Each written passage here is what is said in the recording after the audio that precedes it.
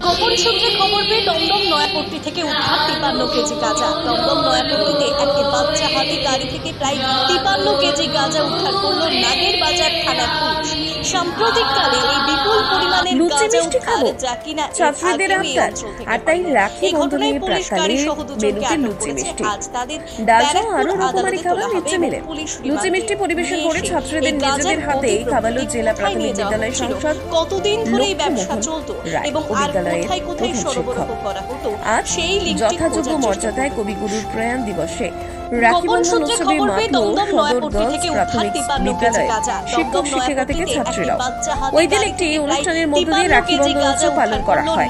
এই বিদ্যালয়ের ছাত্রীরা সকাল থেকে একে অপরের হাতে রাখি পরিয়ে ভ্রাতৃত্বের মেলবন্ধন স্থাপন করে সকলে, এবং আজকের দিনে ছাত্রীদের দিয়ে বিভিন্ন সাংস্কৃতিক অনুষ্ঠানের আয়োজন হয় এখানে। সবার শেষে ছাত্রীদের আবদারে বিদ্যালয়ের শিক্ষক থেকে শিক্ষিকারা লুচি পায়েস মিষ্টি ছাত্রীদের খাওয়ান।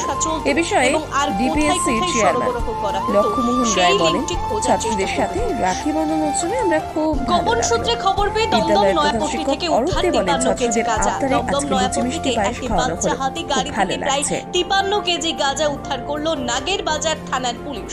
সাম্প্রতিককালে এই বিপুল পরিমাণের গাঁজা উদ্ধার যা কিনা এর আগেও এই অঞ্চল থেকে হয়নি। এই ঘটনায় পুলিশ গাড়ি সহ দুজনকে আটক করেছে। আজ তাদের ব্যারাকপুর আদালতে তোলা হবে এবং পুলিশ রিমান্ডে নিয়ে এসে এই গাঁজার গতি প্রকৃতি কোথায় নিয়ে যাওয়া হচ্ছিল, কতদিন ধরে এই ব্যবসা চলতো এবং আর কোথায় কোথায় সরবরাহ করা হতো সেই